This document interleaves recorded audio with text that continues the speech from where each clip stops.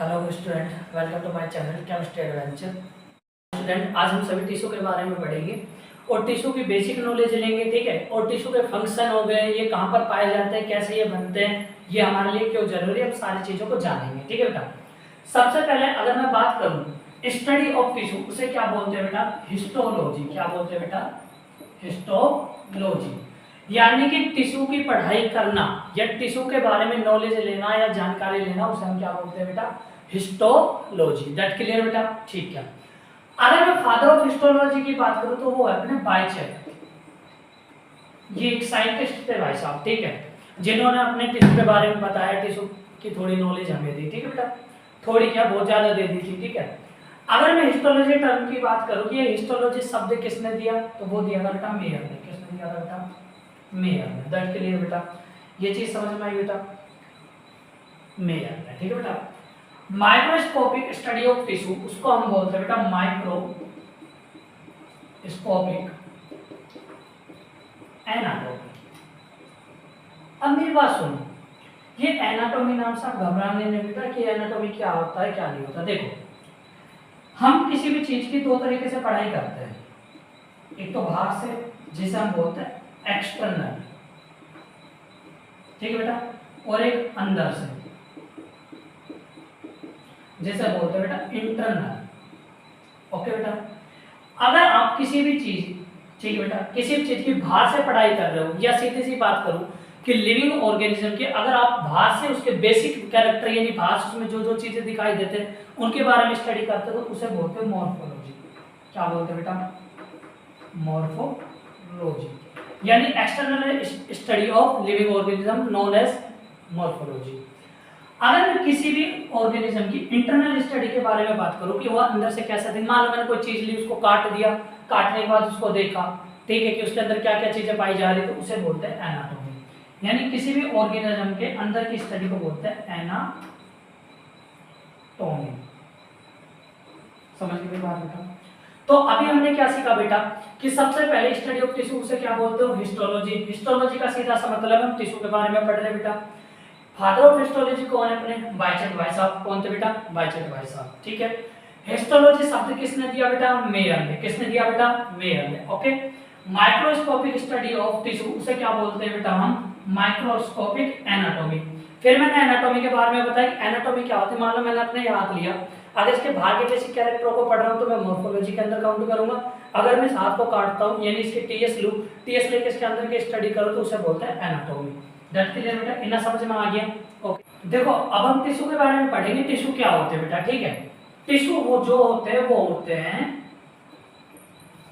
Group of cell, यानी cell का group होता है टिश्यू। अब ये सेल कौन सी होती है बेटा?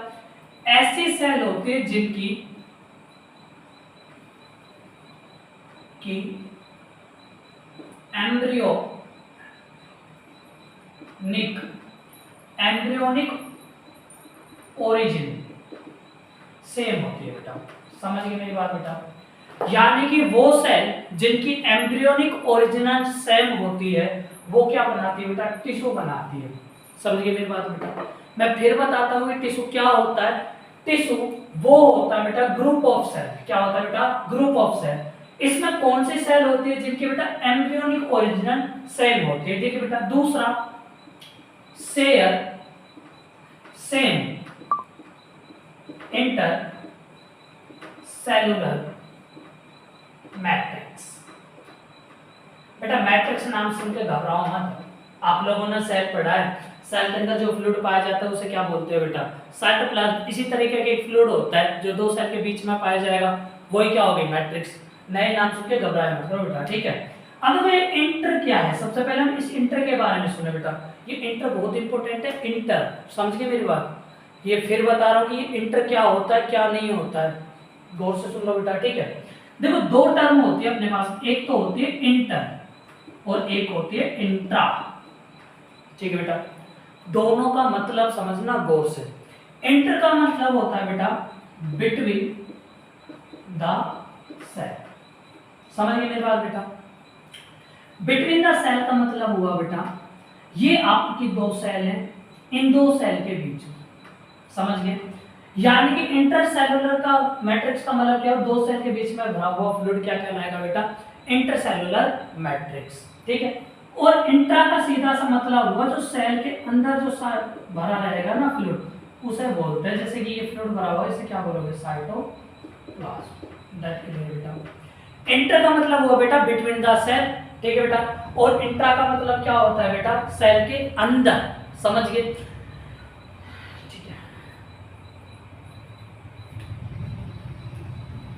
क्लियर, देखिए बेटा, structure and function of cell may be similar and or dissimilar। देखिए सुनिए मेरी बात बेटा, मैंने अभी आपको क्या बताया टिश्यू के बारे में, यानी ये ग्रुप ऑफ सेल होता है, ठीक है बेटा, इनकी एम्ब्रियोनिक ओरिजिन क्या होती थी बेटा, सेम होती थी, ठीक है। दूसरा, शेयर कॉमन या सेम इंटर सेलुलर मैट्रिक्स। मैंने मैट्रिक्स के बारे में बता दिया बेटा, एक फ्लूइड होता है, क्या होता है बेटा, फ्लूइड। और इंटर का मतलब बताया कि बेटा बिटवीन द सेल, यानी दो सेलों के बीच में ये जो स्पेस होगा, इसके बीच में कौन भरा रहेगा बेटा, इंटर सेलुलर फ्लूइड, जिसे हम क्या बोल रहे हैं बेटा, मैट्रिक्स। क्या बोल रहे हैं बेटा, मैट्रिक्स। समझ गए मेरी बात बेटा, ठीक है।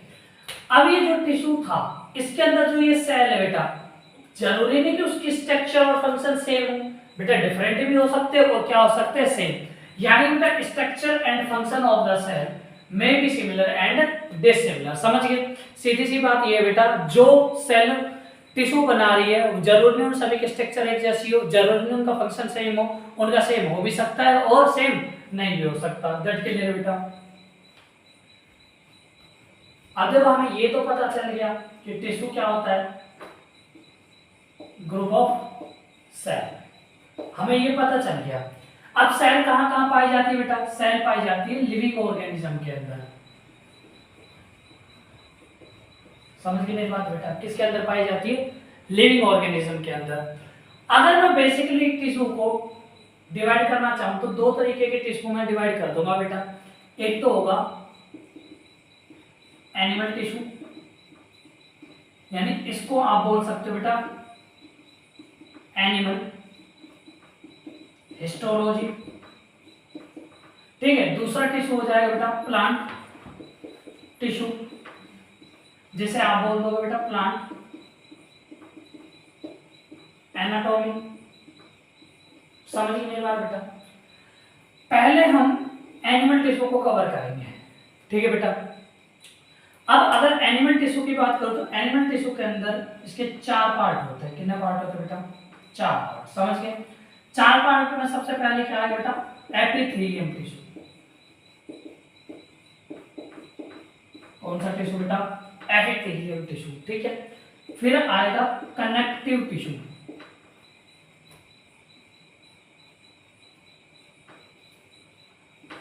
कनेक्टिव टिश्यू, समझ गए। फिर आएगा बेटा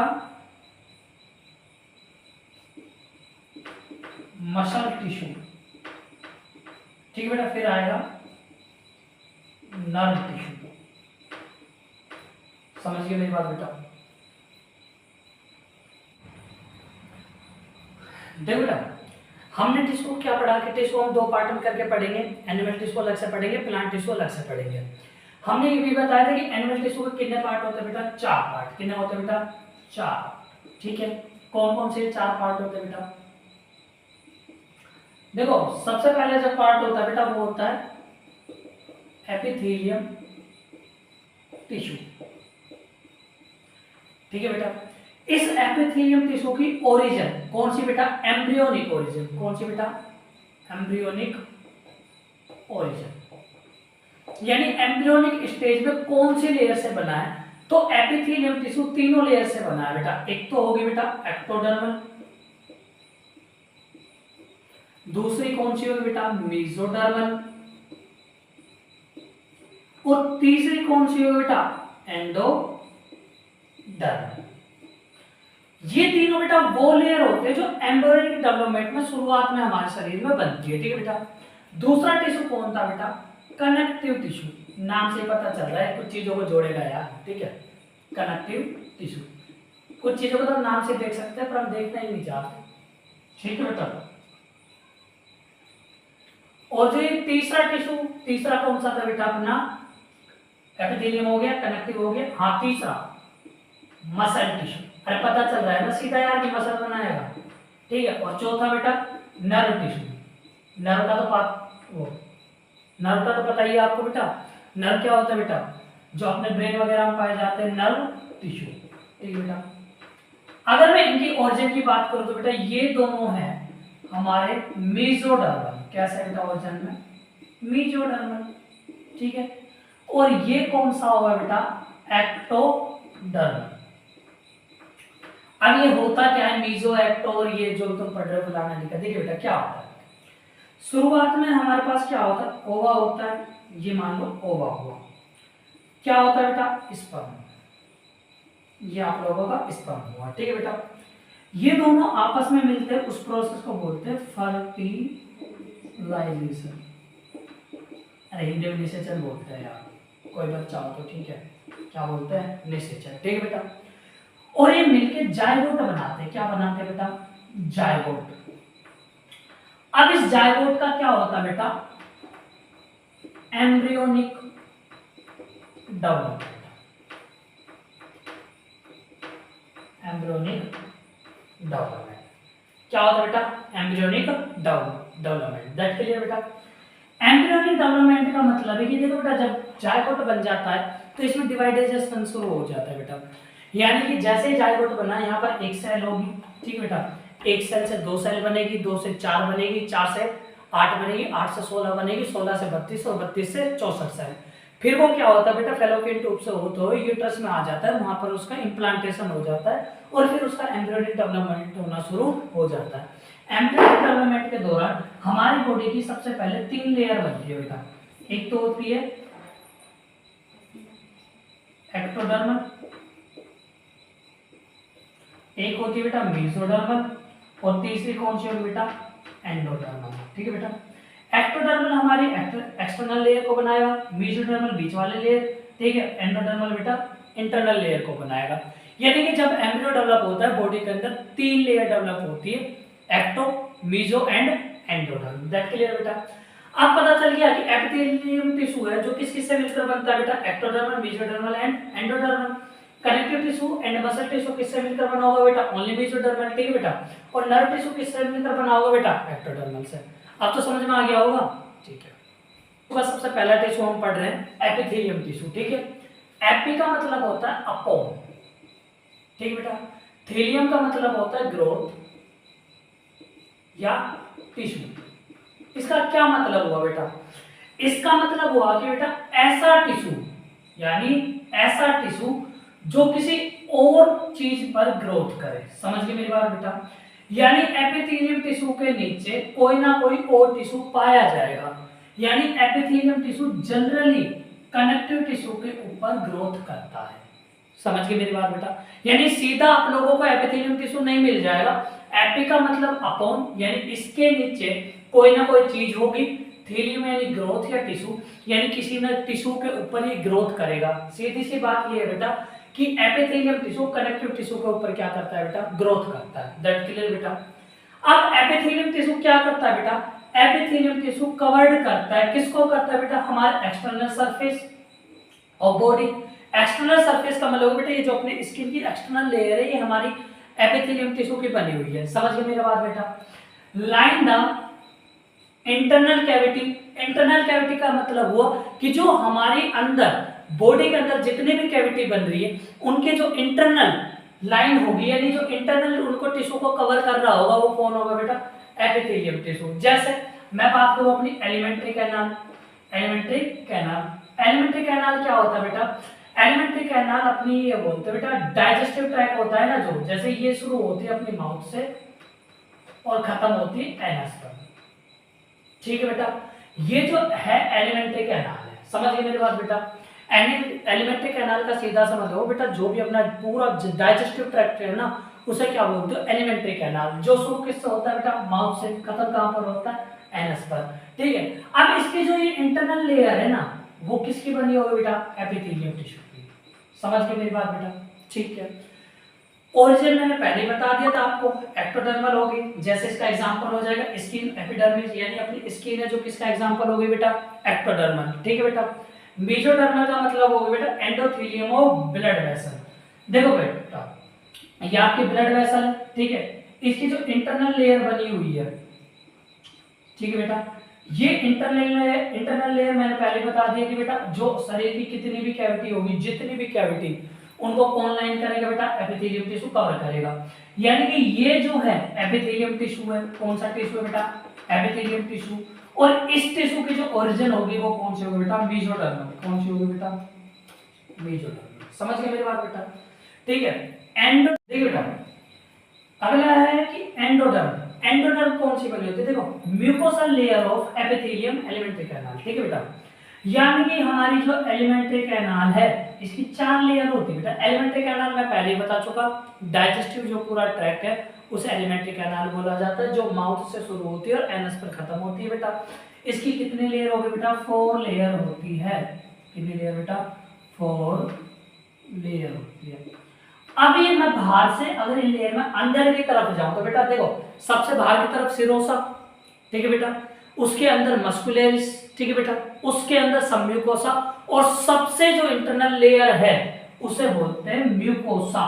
क्या बोलते हैं बेटा, म्यूकोसा। और जहां पर यार इंटरनल लेयर और आउटर लेयर की बात आ जाए तो वहां पर एपिथेलियम आ जाएगा या नहीं, क्योंकि मैंने तुम्हें बता दिया कि एपिथेलियम जो टिश्यू है वो कवर्ड करता है एक तो एक्सटर्नल सरफेस, और जो भी हमारी इंटरनल बॉडी कैविटी है उनकी जो सबसे इनर सरफेस है उसको कौन कवर करता है, एपिथेलियम टिश्यू।